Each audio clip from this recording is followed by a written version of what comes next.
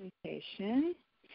Hello, everybody. My name is Melissa, and I am a silver leader with Young Living, and I started up about 3 years ago, just a little bit more. And I have gone in that time from 5 children to 7 children, and the newest one just came 2 weeks ago. But they're all oily kids, whether or not they like it. Sometimes they're not so fond of that. But the bigger and the most important part to essential oils for me is working with our oils and with our businesses to be both financially free and also to have the health that we are looking to have from the inside out, so that we are free to do those things that we want to do in our lives and every day. So hopefully you are coming from a similar place of sharing with others, and that's why you're here as a builder tonight. So we always start out with a little introduction, and then we talk about the promotions for the month. So March promotions, I keep reminding myself it's March now. If you make a purchase of 190 PV, points value, in March, you will receive a free bottle, 15 milliliters of eucalyptus globulus, and a 15 milliliter bottle of lemon oil. And if you make a 250 PV purchase, then you will also get a bottle of the Thieves Household Cleaner, which, by the way, is amazing and has made so much space under the sinks in my house because that's all we use for cleaning anymore. And finally, if you make a 300 PV order, you're going to get all of the above, the Thieves Cleaner, the lemon oil, the eucalyptus globulus, I just slow myself down to say that one, plus a bottle of multigreen capsules, which I did have some I was taking, and my teenagers stole them all. Next thing I know, I had an empty bottle. So it's good to have those coming again this month. And if you make those all as part of your Essential Rewards order, and if you're not on Essential Rewards, we need to talk. But if you make those all as part of an Essential Rewards order, you're also going to get a free 5 milliliter bottle of the new Citrus Fresh Vitality. Now, the other day, the Citrus Fresh Vitality labels were out of stock, so people were getting the regular Citrus Fresh labels. That will be switched back before too long if it's not already. But just know it's the same formula, the same oil blend. The only difference is the labeling that is required by the FDA. So that's why you see the new Vitality line. It is Young Living's effort to provide us with the same amazing service and essential oils and blends, and to also comply with the FDA as needed. So tonight, our main topic, your first home or local event. Okay, and this is something that a lot of people kind of shy away from doing. They don't want to do an in-house local event because they either feel like they don't know enough, they don't know enough to teach a class, I'm too nervous, I'm too shy. There's a lot of fear involved in putting together something where you are the presenter and where you are the one that is kind of in the spotlight and you're trying to get people together, and how's it going to go? There's a lot of fear there, okay? So first I want to put out to you, fear can be a couple things. It can be a motivator. It can also be something that stops you from doing what you know you should do. But if we think of fear as an acronym for false evidence appearing real, it will help us to go over that hump a little bit. Now, that's a whole future call, and I'll put a link to a couple of really great videos that talk about that and about getting past your fears. That will be in the comment section of the replay for tonight's call. But just know we're all a little bit afraid.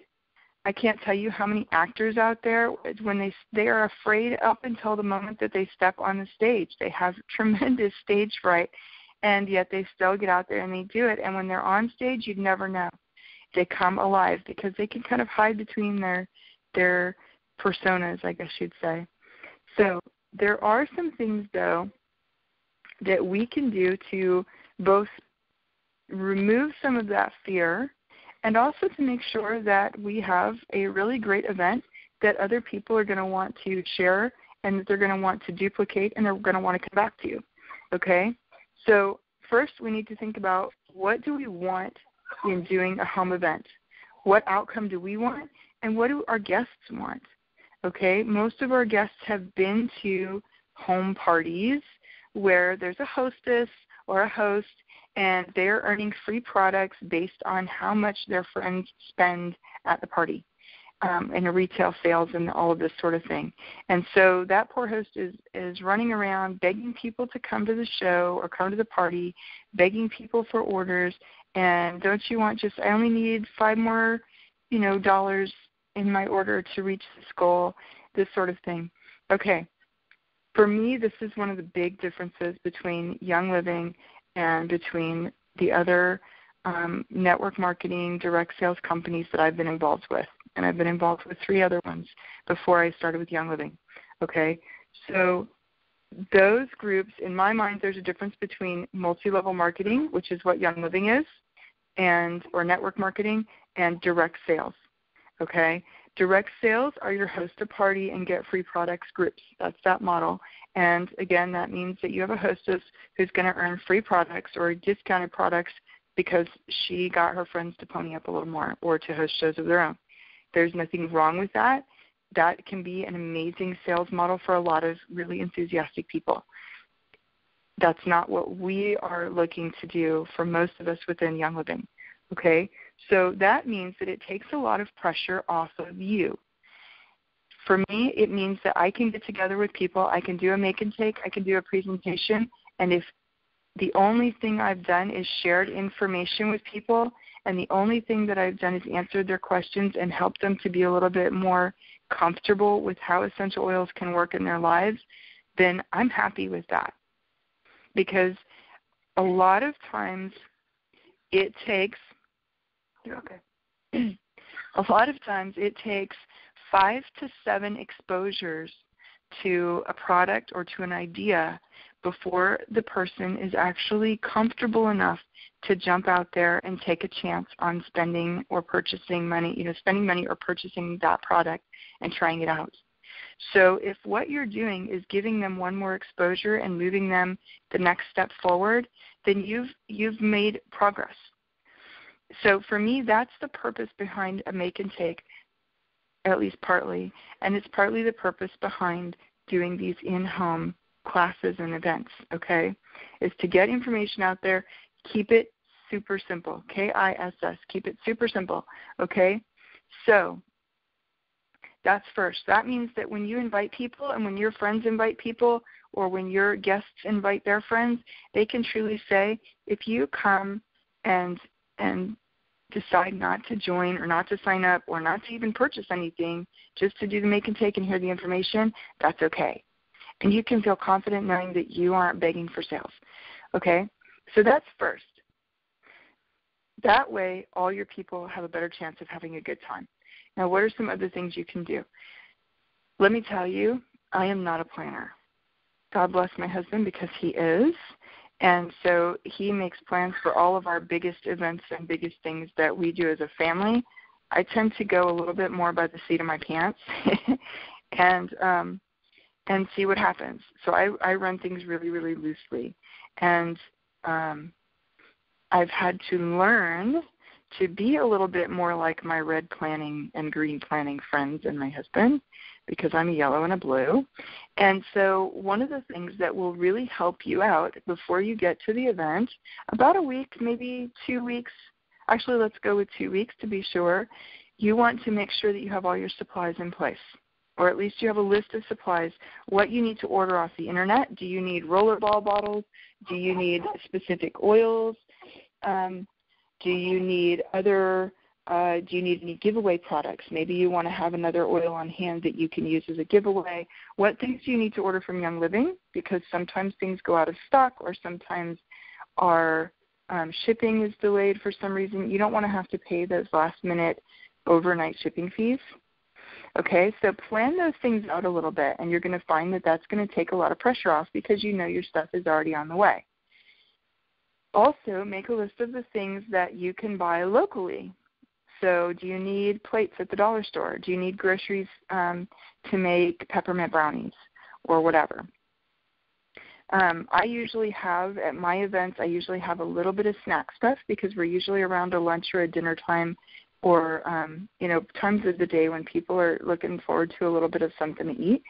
So In the past, I've done really more elaborate stuff where we've had like 4 or 5 things to try and to sample. We've had several different drink items to try out, either like sleek tea, Ninja Red, coffee, so on and so forth.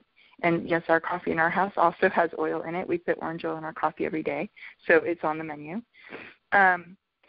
Let me tell you, though, that it works just as well to only make or offer like one thing. If all you want to make is a pan of brownies and add some peppermint drops to it or some orange drops to it, which, by the way, tastes fantastic, then people are pretty happy with that. The thing is, inevitably, you're going to offer something that has flour in it, and half your group is going to be gluten-free. Or you're going to offer something with meat, and you're going to end up with a bunch of vegetarians. So don't sweat it too much. Just put 1 or 2 things out there if you feel like you need some food, or invite people to bring their own and make it kind of like a potluck sort of thing. People really enjoy that too, because then they really feel like they're coming to a party and like they're helping out. So those are some options. Also, if you have other local members around you and in your area, invite them. It doesn't matter. For me, it doesn't matter if they're on my team or not. I don't care, because I personally have benefited so much from other people being generous with their time and with their information, even when I'm not financially or when I'm not connected to them within the Young Living Network system. You know, people who, diamonds and things who have nothing to gain by sharing with me, they've shared with me, and they've invited me to their events, and they have been so giving that I really don't care if you're part of my team or not, you're invited. So what that means, though, is a lot of times they'll still ask, hey, can I bring something? Do you need anything? Do you need any kind of make and take supplies? I've got extra deodorant bottles. I've got extra roller bottles. And so you can ask people to bring stuff, because then they know that they're part of things. And that takes some pressure off, too, when you split up the responsibilities of the event that way. And you can also split up the responsibilities of who's going to present what. Some of my folks are much better at doing the make and takes, and so they'll test it out ahead of time at home because they love the do-it-yourself stuff.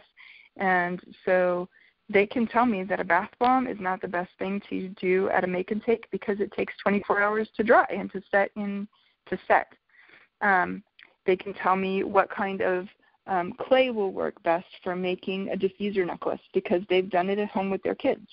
So these are the kind of things that I'm going to ask one of my one of my strong blues in the area to present and to lead is the make and take portion.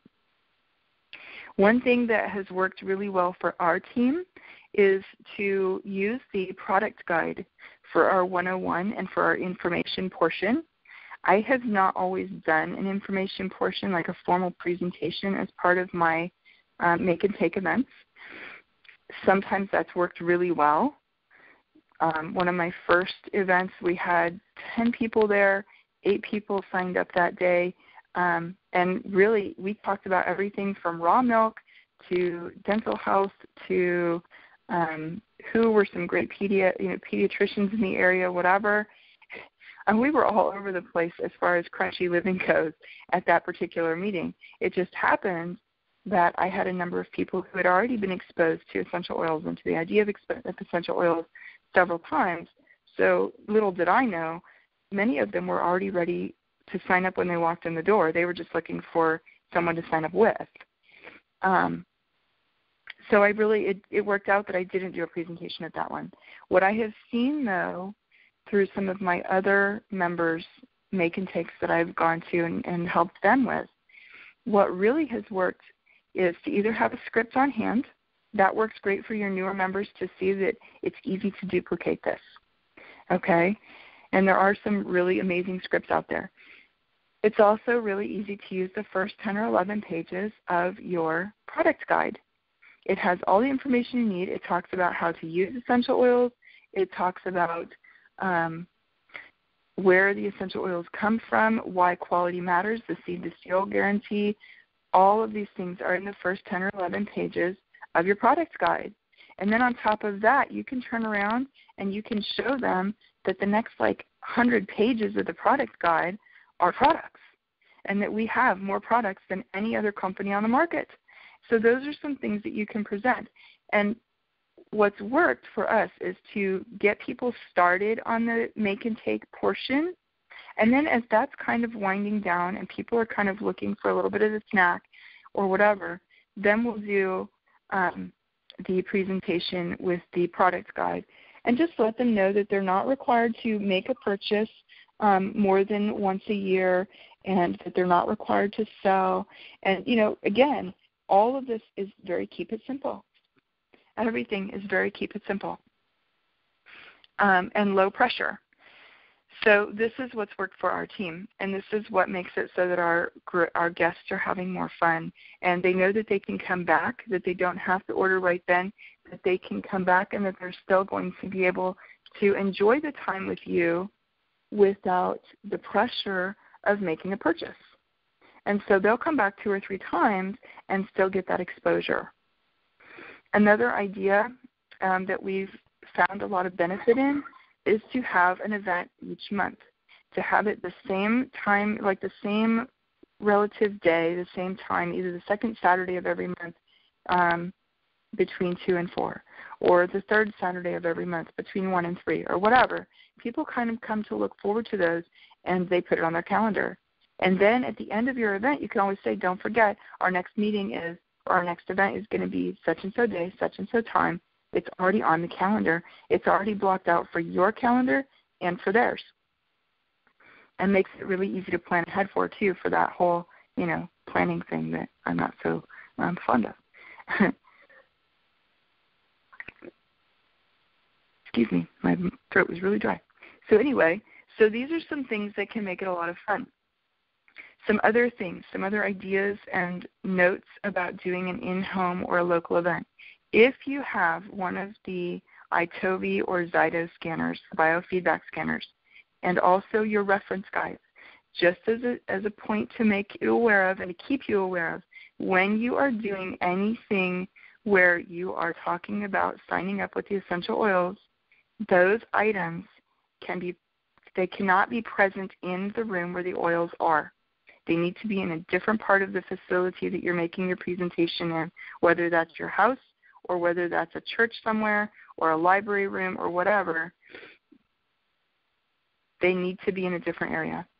And so people are welcome to look up whatever they want to in the product guide, because the product guide is fully FDA compliant. But the things that the Zyto scanner and the biofeedback scanners, the iTovi and the Zyto, the things that they suggest and present are not considered FDA compliant, and so you need to be aware of that. And the same thing for your reference guides. So if it means your guests have to kind of go back and forth between rooms to look up one and look up another because you don't have the the more extensive reference guides or whatever, then that's what it means it has to happen. So make sure you have plenty of pencils or pens and paper on hand that they can write out notes on.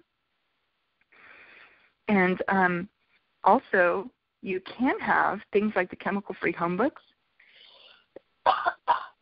Excuse me. Things like the chemical-free home books and other do-it-yourself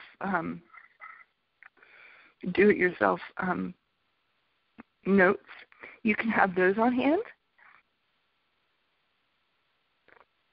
Oh, I am so sorry, guys. I have a weird tickle in my throat. It's just killing me. So anyway, you can have those kind of notes, like recipes for your do-it-yourself project, for your make and take. You can have those on hand for them to take home with them.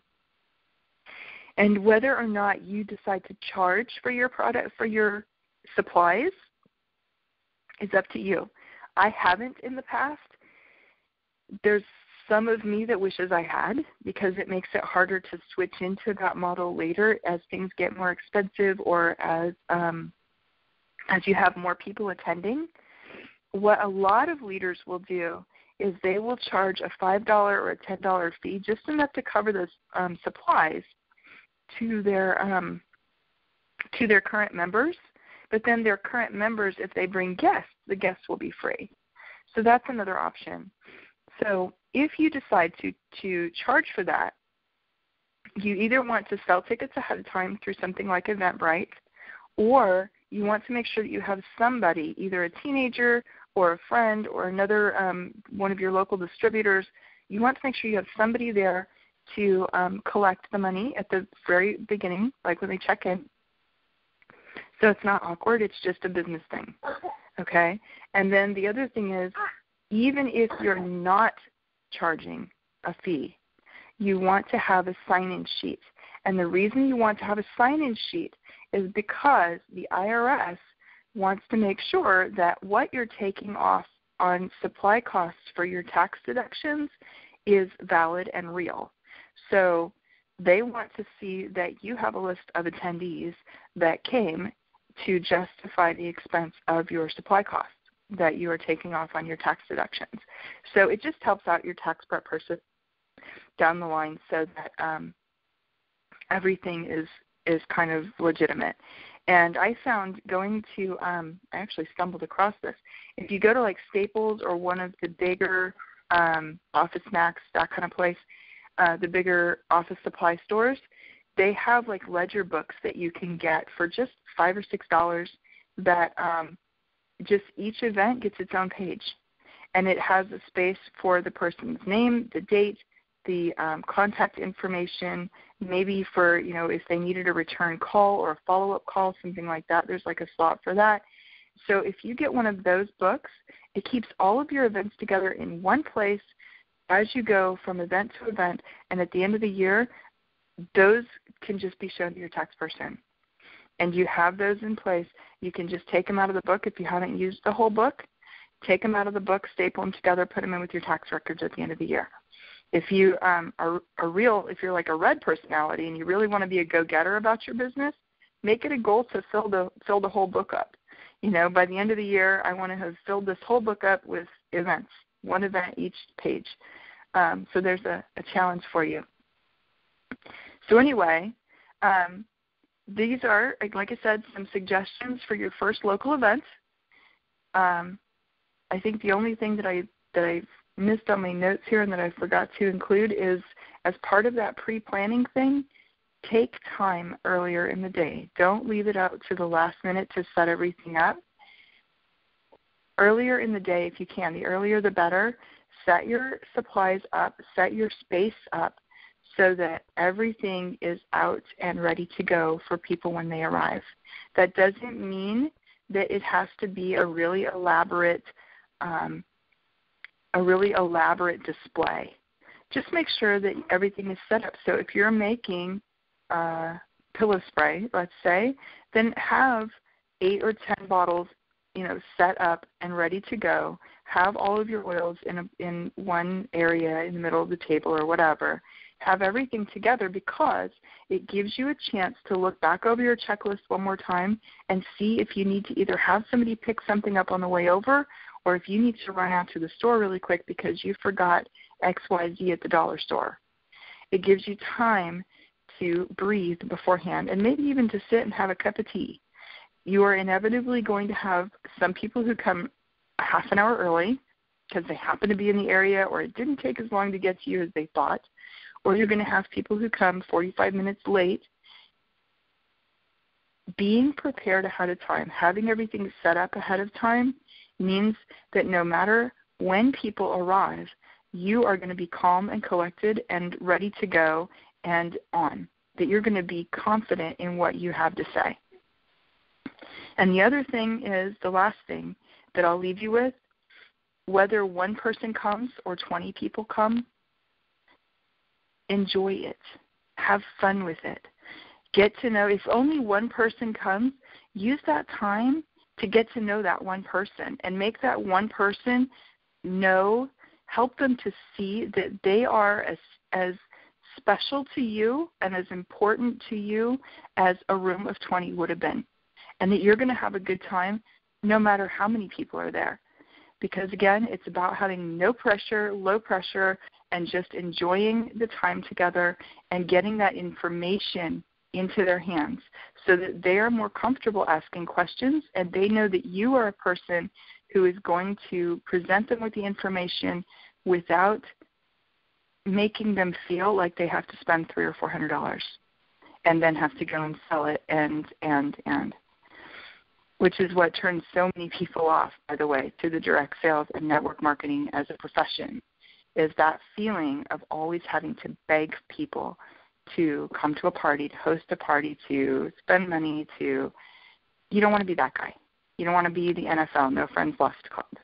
You want to have people confident that you know what you're talking about, and it's all in your reference guides, and so you don't have to know all the answers.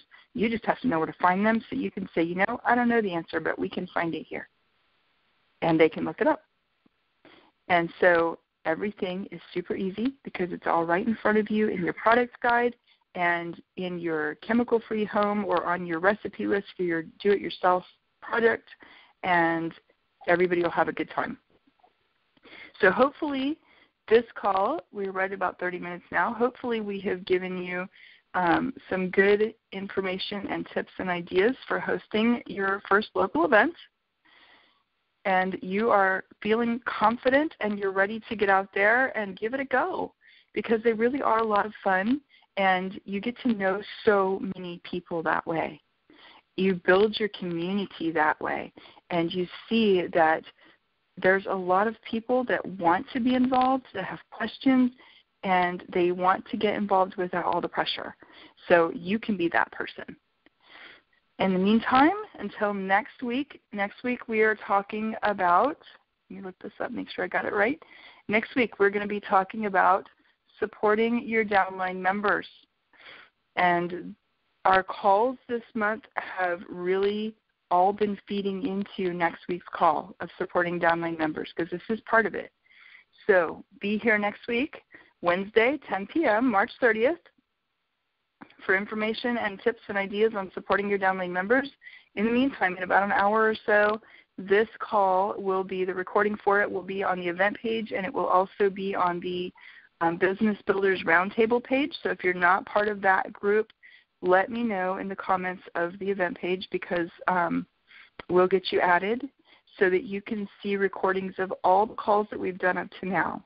And we've been doing calls, I was surprised to find out we've been doing calls since, oh my goodness, August or September, somewhere in there. So we have a lot of calls on there every single week that you can get some different ideas and thoughts on business building topics. And if you have topics that we haven't covered yet, you'd really like to see one on, please message me, because I'm always looking for new topics and new ideas. And I hope that your week is a really great one. The weather's starting to warm up for a lot of us, although I know poor people in Colorado, I'm so sorry, guys. I mean, you had snow. So I hope your week is great no matter what your weather is like, and happy oiling. Have a great evening, guys.